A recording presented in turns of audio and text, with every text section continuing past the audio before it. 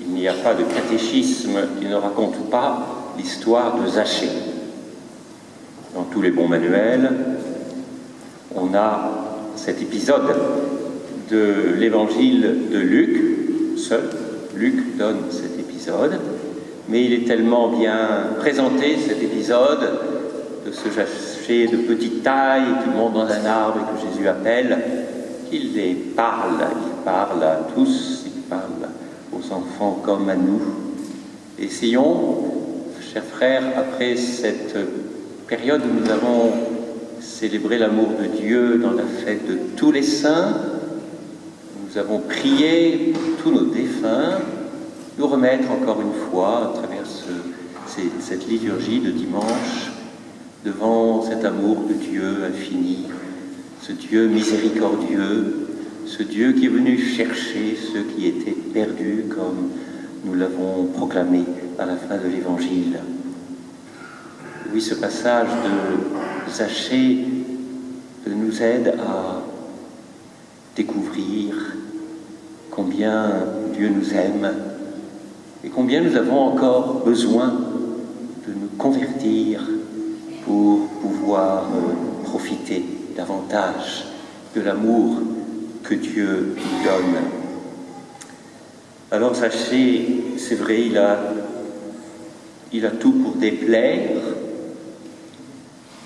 Petit, c'est pas une faute, mais il est publicain, vous savez ce que c'est. Tous ceux qui collaboraient avec le pouvoir romain, il était chef des publicains, chef des taxateurs. Donc, c'était un pécheur, c'est dit. Ce genre de profession, à l'époque, faisait qu'il était facile d'en profiter. Ça existait déjà. Et donc, Zachée faisait parmi eux, était parmi eux. Mais donc, s'il a tout pour déplaire aux autres, Zachée garde au fond de son cœur une curiosité. Une curiosité puisque le texte de Luc nous dit qu'il sait que Jésus va passer par là et il prend les devants. Il prend les devants pour pouvoir grimper dans son arbre avant que la foule n'arrive. Et il va se cacher dans un arbre pour voir Jésus. Il veut voir Jésus. Donc, au milieu de son péché, il y a cette curiosité, cette soif, on pourrait dire, de mieux connaître celui dont on entend parler, celui qui fait des miracles, et celui qui passe à Jéricho.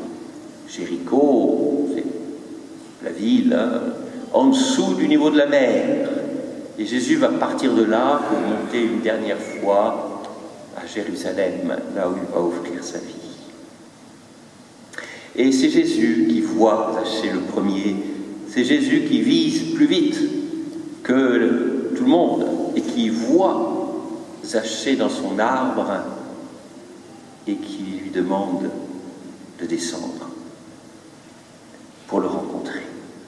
Étonnant, ce regard de Jésus qui voit le fond des cœurs, ce regard de Jésus qui nous connaît tous, ce regard de Dieu qui nous appelle tous, quelle que soit notre vie. Je voudrais mettre cet évangile, comme la liturgie nous le propose, en parallèle avec le texte du livre de la sagesse que nous avons lu en première lecture. Tu as tout fait, c'est toi qui as fait tous les êtres. Tu les aimes tous. Non seulement les êtres humains, mais tout ce que tu as fait, tu l'aimes. C'est intéressant de voir cette progression dans la conscience du peuple d'Israël. On n'est plus en face d'un Dieu que l'on craint,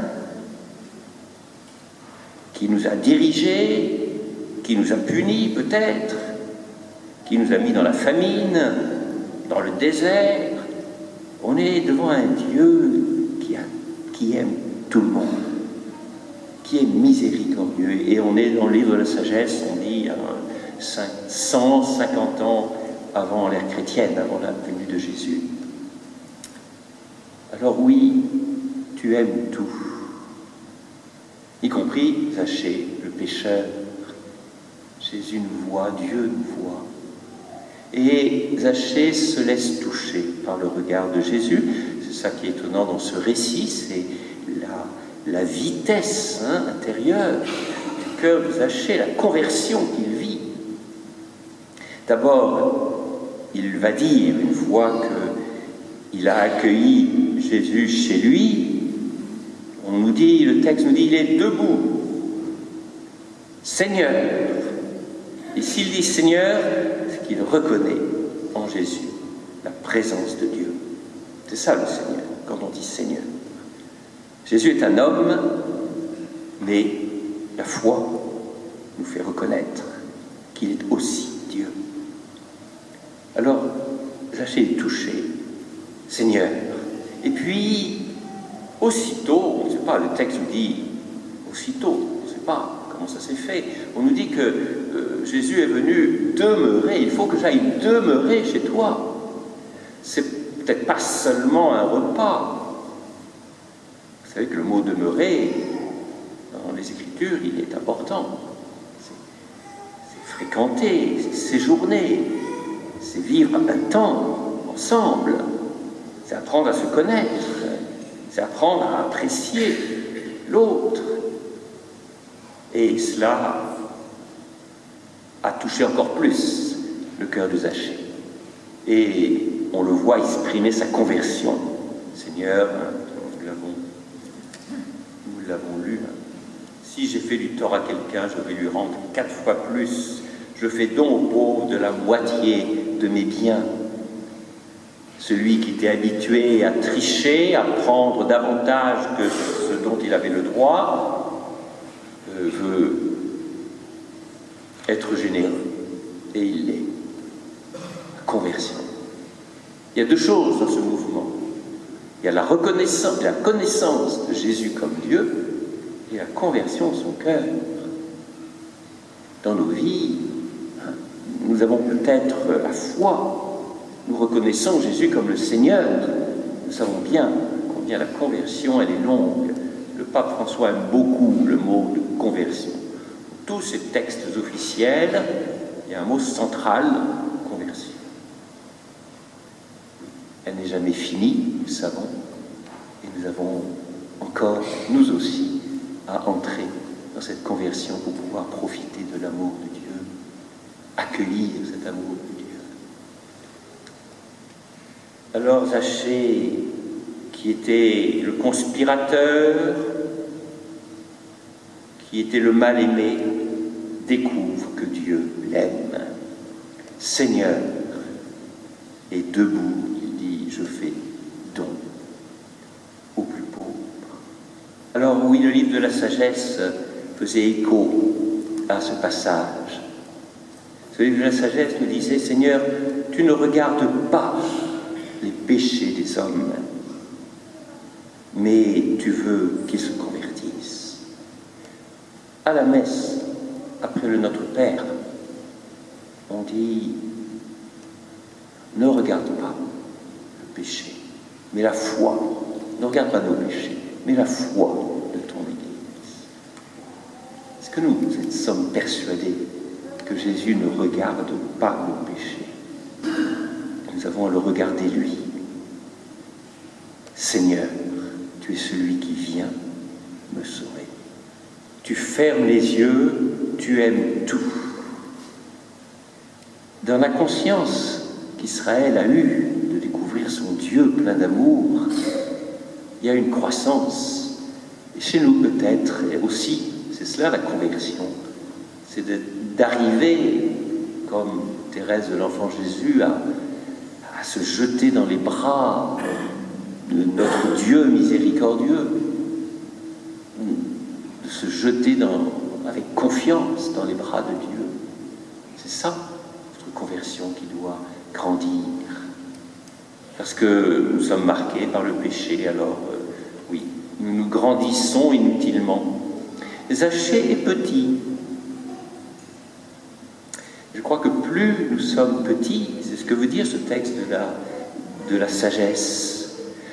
Hein, il était dit, une goutte d'eau, une goutte de rosée ne vaut rien par rapport à ton être infini, Seigneur. Ce monde n'est rien, il est comme une goutte de rosée sur la balance. Alors oui, nous sommes des petits. Et il faut que nous revenions comme des petits pour avoir confiance en Dieu, pour grandir dans cette confiance. Plus nous sommes petits, plus nous aurons confiance. Et Zachée est de cela. Même s'il aurait pu rester dans son confort d'homme riche, confort que lui donnait la société de l'époque, il aurait pu rester là. Non. Il est resté curieux, chercheur à sa manière, et il ouvre son cœur. J'ai fait une méditation un petit peu bizarre cette nuit. Je vous la livre, à vous. J'étais avec Zachée dans ma prière, et puis il y a quelqu'un d'entre vous qui m'a donné cette semaine une recette de cuisine pour faire du céleri rave. Et j'ai donc offert à mes frères du céleri rave cuit au sel. Vous mettez un récipient qui a juste la grandeur du céleri, et vous couvrez, vous mettez du sel partout, du gros sel partout, et vous laissez cuire longtemps. Ça demeurer au four un bon moment. Quand vous sortez ça du four, vous cassez la coquille de sel, et le céleri rave est vraiment délicieux. Délicieux. Tout le monde est unanime. Délicieux. Alors, ça me faisait penser à Zachée. Vous voyez, Zachée, il a été curieux, bien sûr, mais il s'est laissé aimer. Il a accueilli Jésus. Il a demeuré avec Jésus. Si nous voulons devenir meilleurs, il nous faut demeurer avec Jésus. Et il a le cœur magnifique, Zachée. Il est capable. Vous voyez, sa conversion, le fruit de sa conversion, c'est qu'il avait déjà en lui cette prédisposition d'un cœur généreux. On pourrait dire, il avait un cœur d'artichaut. Il était tellement bon déjà. Mais demeurer avec Jésus nous rend bon. Et c'est ça la vie chrétienne. Nous sommes tous des pécheurs. Nous avons besoin de cette présence de Jésus. Nous n'avons pas peur de Dieu. Il aime tout ce qu'il a fait. Mais sa présence nous permet de vivre de son amour et d'avoir un cœur qui se transforme petit à petit dans son cœur.